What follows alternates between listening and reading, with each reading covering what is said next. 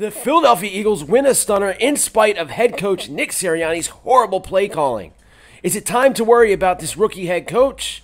Or is it just rookie mistakes? We'll talk about all that and more coming up next.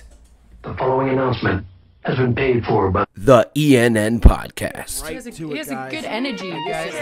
Can you believe it? Sports. Can you feel it? Can you feel that excitement? The merchandise, wearing the hats. Chris Wild here live from Lincoln Financial. And I'm telling you, if you let Eli Manning walk into that stadium, Music. Wow. man, again, and I hate to do this again, but these are goosebumps. Whoa! And more. What's his next book gonna be called? Spineless? Mike.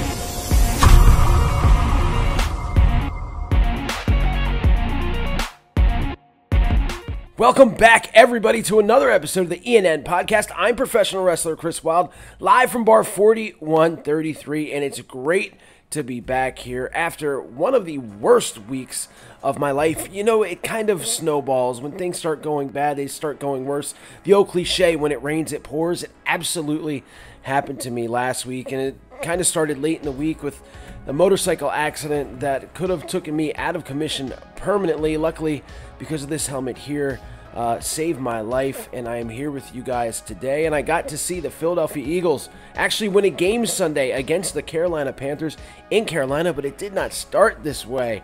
As much as I love this team, as you can tell, as much as I'm a super fan, I talk to you guys here every week, 2, 3, 4, 5 times sometimes a week. There's just sometimes, some years you get teams, you just don't like them. You just, it's like I told Nicole, I hate this team sometimes. Absolutely hated the way that the Philadelphia Eagles came out offensively in Carolina. Obviously, I didn't do a reaction video right after the game. Was pretty busy. So here it is. Let's talk about it. And it's been said, and it's been over the radio waves over and over again this week. The Eagles look like absolute crap offensively. The first couple of drives and the first couple of quarters actually in the game. Let's be honest, they didn't look good until the fourth quarter when the game was on the line.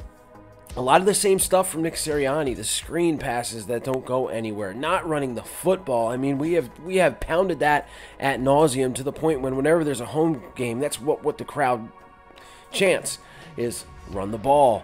And for whatever reason, with a stud like Miles Sanders, I mean a home run hitter like Miles Sanders, and a pretty damn good rookie in Kenny Gainwell, Nick Sirianni decides not to run the ball, and it absolutely just gutted me. It's like you watch the Dallas Cowboys, and I get it, Zeke Elliott is better than any of the running backs that we have, but you watch the Dallas Cowboys a week before run all over the Carolina Panthers. You would think the Eagles would at least try to, and they didn't. They did not try to. Again, the end of the game, Miles Sanders started getting some touches. Of course, he ran out of bounds, so we didn't want him to.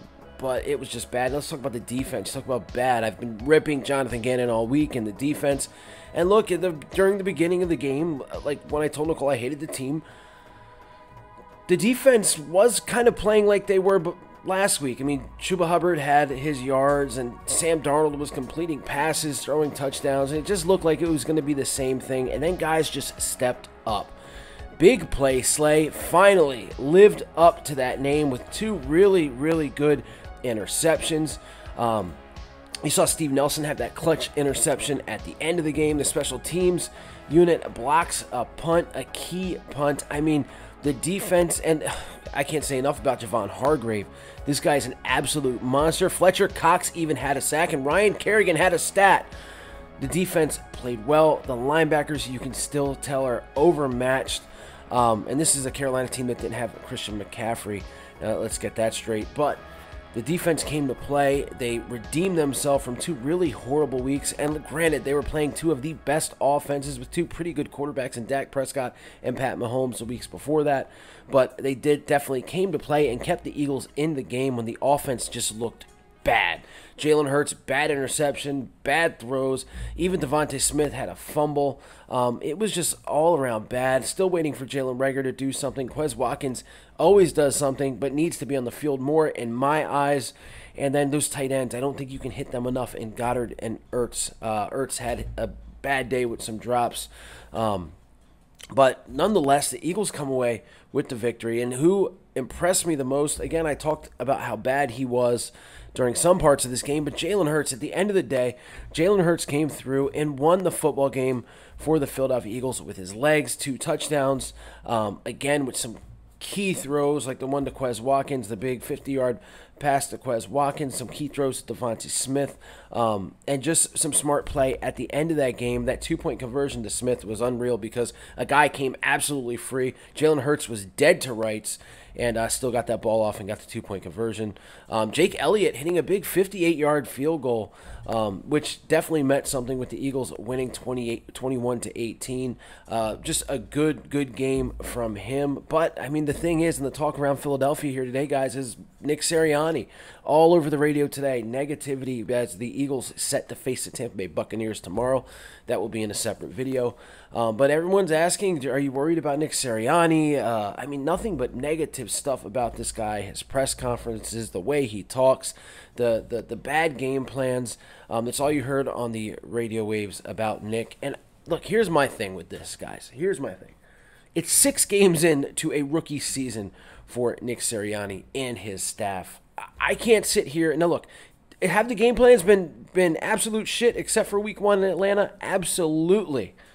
But let me bring up a name that's kind of sore around these parts. And yes, I know football and baseball are 2 completely different things. But do you guys remember Gabe Kapler? I mean, Gabe Kapler came in and had 2 pretty bad years. People hated the way he talked. They hated his philosophies, the way he did things. And, I mean, don't look now, but he's got a San Francisco Giants team that has been absolutely awesome all year and is probably going to be in the World Series, definitely going to be in the National League Championship Series, I believe. I mean, it's like, did we give up on him too soon? Meanwhile, the Philadelphia Phillies are sitting at home for the 11th straight season.